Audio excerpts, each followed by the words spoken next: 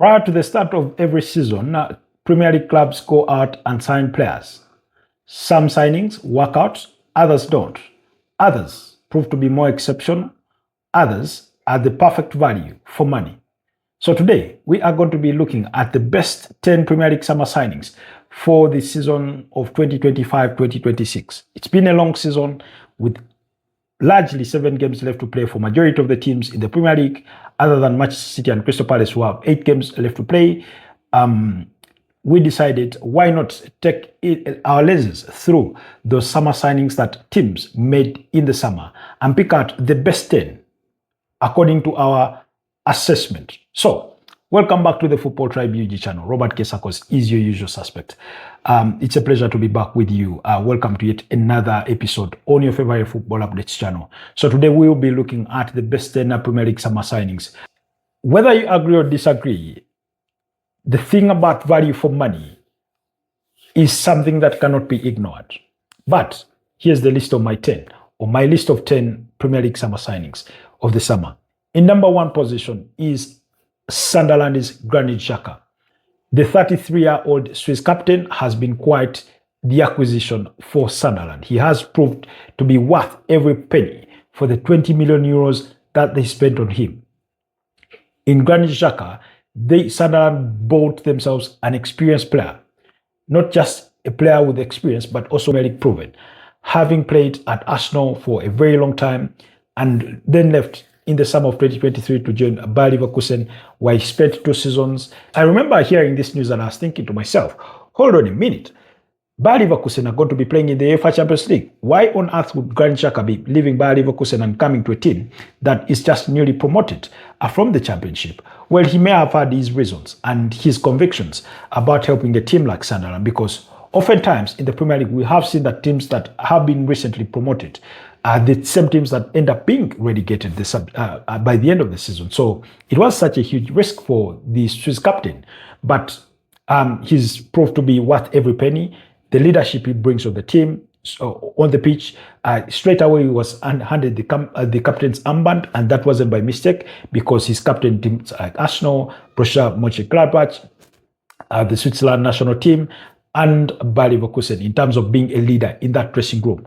Because for me, leadership is beyond wearing the actual armband, actually. But he does wear that armband for Sunderland. And for the games where he's been absent, you could see that there was a bit of a drop-off, that they did miss him. You've seen his grit in that midfield. He's only scored 1 Premier League goal, provided 5 assists. That's his goal contribution. But he is been the coach of that team on the pitch. By extension, he looks like a player coach. He's the one that transmits Regis Ribles's commands from the touchline and to the pitch onto his teammates. He galvanizes them. He organizes that team. He's constantly reminding them of staying in the moment of the game, the concentration. So I think, by far, given his performances and by the mere fact that up until this stage, we have come to this stage of the season when Sunderland are nowhere among the teams that are under the threat of potential relegation, is something that is invaluable. And Granit Xhaka has been a very, very key part of that, because they are 11th on the Premier League table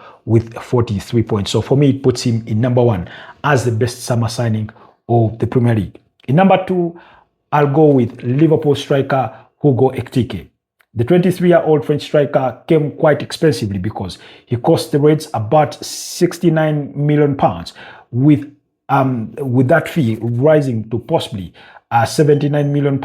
That's £10 million in expected add-ons from Eintracht Frankfurt. Only 23 years of age, comes from the German Bundesliga with a bit of a reputation, having scored, I think, about was it 18 goals and providing 3 assists in the campaign last season, and he's been quite the revelation.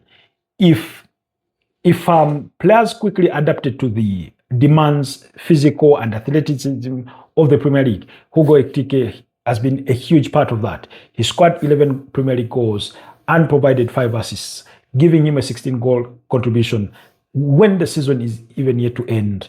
I think he's been quite a brilliant acquisition for Liverpool. In fact, I remember when Liverpool made the move to acquire Alexander Isak, I was thinking to myself, you've just spent almost £80 million on a young striker in Hugo Ekitike. Why are you desperate in in wanting to add on Alexander Isak, not because I did not believe that Alexander Isak was not a good player, but I thought they did not need Alexander Isak after getting Hugo Ekitike. That's how much a prospect for me, big a prospect he was, because teams like Chelsea were considering getting him. Teams like Manchester United were in contention for Hugo Ekitike. And yet, on the other side, at least I thought that Liverpool needed more in other departments, like the defense and midfield, than spending £125 million on Alexander Isak after they had acquired Hugo Ekitike. But I think he's fitted into the league quite brilliantly well. I think the sky is the limit. I think he's going to go on to be a very, very good player for Liverpool going forward. Beyond some of their inefficiencies this season. So for me, it comes number 2. Number 3, I've gone with Arsenal's Martin Zubimendi, bought for about £55 million, a player that even Liverpool had wanted to sign the summer prior. Was quite the acquisition for this Arsenal side. 27 years of age, the Spanish midfielder from Real Sociedad has been a brilliant signing for the Arsenal. 5 goals and 1 assist in the Premier League, and I think he has 1 assist in the UEFA Champions League. But we're talking about a player who, in the entirety of his career, coming through the ranks at Real Sociedad, scored only 6 goals in the Spanish La Liga, and he scored 5 in his debut campaign in the Premier League. Yes, he's not been perfect. He's had bad moments in certain games where he's cost his team due to a lapse in concentration here and there. But overall, I think he's been quite a brilliant signing. He came in to fill the void left by Thomas Partey, who Arsenal fans held in high regard beyond his absence through injury which sometimes cost them. Particularly, I think it was the 2023-2024 Premier League season when he was unavailable in the running for the Premier League title that they eventually lost and things like that. So Martin Zubimendi for me has been quite the acquisition for this Arsenal side. So therefore, I put him 3rd among the best Premier League summer signings of the season. In number 4, I've gone with Brian Mbeumo. 26 years of age, the Cameroon forward signed from Brentford for about £65 million plus £6 million in expected add-ons, giving us a total of £71 million, has been quite brilliant. In terms of goal contribution, he scored 9 goals and provided 3 assists. His form recently has dropped off ever since he returned from the Africa Cup of Nations, where Cameroon went as far as the quarterfinals before being eliminated by the hosts, Morocco, who beat them by 2-0. He has not been the same player. We've had a bit of a drop-off in form for him, and that's why during the March international break, he stayed at the club to work on his fitness issues. But for me, he's been really a brilliant signing. At the turbulent start of the season, where Manchester United were literally clutching onto straws under the tenure of Ruben Amorim, he was one of the shining or the bright sparks within that Manchester United team, with the likes of Bruno Fernandes and perhaps by extension a bit of Amadou Diallo, whose form has recently equally fallen down. But for me, Brian Mbeumo comes there in 4th place among the best summer signings of the season. In number 5, I'm going to go with Manchester City's Ryan Cherki. Yes, the 22-year-old attacking midfielder signed from Olympic Lyon for about £34 million has been brilliant for Manchester City. In terms of, because sometimes it can be quite a step up coming from the French League 1 to the Premier League. And more so when you're coming to a team like Manchester City, when you're coming to a Pep Guardiola coach side, whose demands and expectations are literally above the roof or off the roof. So I thought he's fitted in well. He comes in to fill a void left by a player who I arguably think is the best Premier League player in the last 10 years. That was Kevin De Bruyne. Of course, a lot of people disagree with me. They think it's Mohamed Salah, but I mean, it's one man's opinion.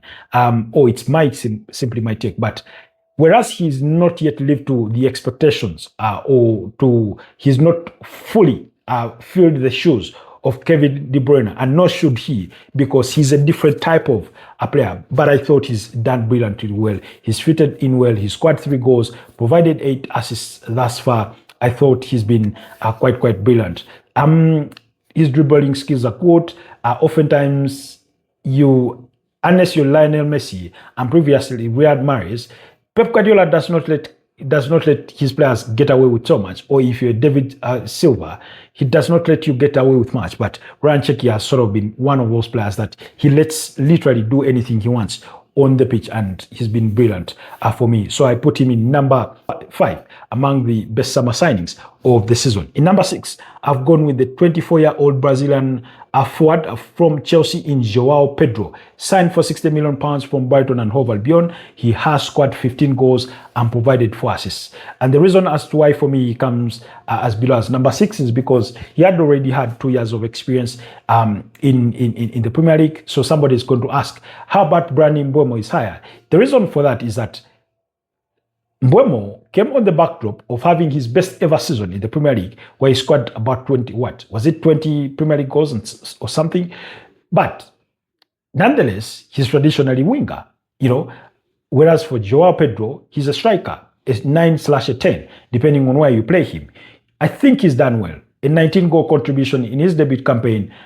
Chelsea is a step up from Brighton. The demands, the pressure is always going to weigh on your shoulders. Remember, he came in the summer. He scored in that final of the FIFA Club World Cup and won them, at the FIFA Club World Cup in the summer, beating PSG by 3-0 in the summer. So he's done brilliant well. So I think he deserves to be in the top 10 summer signings of the Premier League this season. In number 7, I've gone with Manchester City goalkeeper Gianluigi Donnarumma.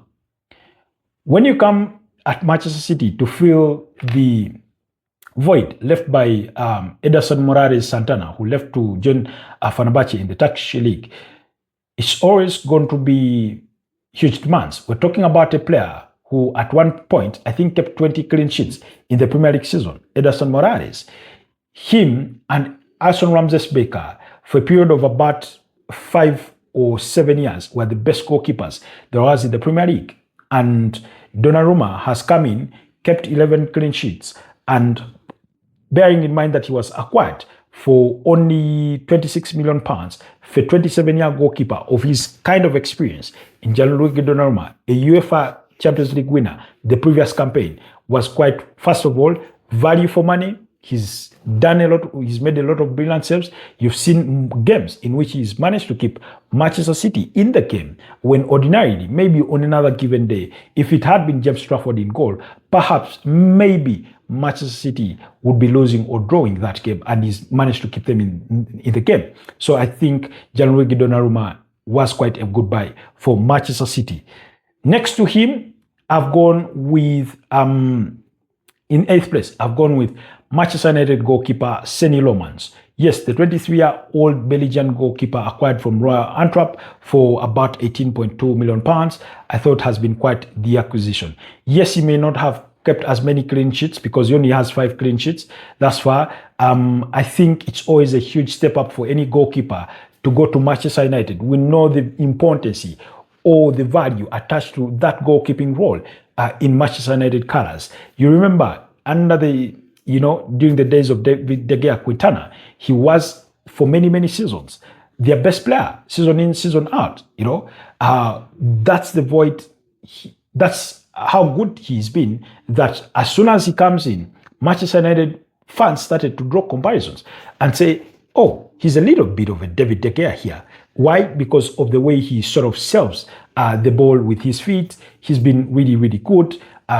He's not been bullied in set pieces, where many teams have been vulnerable. Very good shot stopper and things like that. So knowing that Manchester United's defense has been shaky at best, I think he's done brilliantly well, and he deserves to be there because Manchester United, just wearing that shirt, weighs a lot on you, comes with huge amount of responsibility and pressure on it. So anyways, in number 9, I've gone with another goalkeeper, Robin Rolfes of Sunderland, 23-year Dutch goalkeeper from Nijmegen.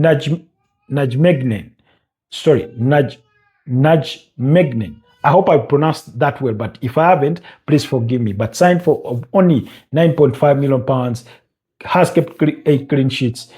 You've watched certain Sunderland games and you thought the goalkeeper was the man of the match. He's been that good. Only that because he's playing for a mid-table team like Sunderland, the spotlight is not largely cast on him. Oftentimes, okay, I'd want to put him in that sort of bracket where you have Jordan Pickford, because Jordan Pickford, every season, year in, year out, he can guarantee you at least 10, 11 clean sheets.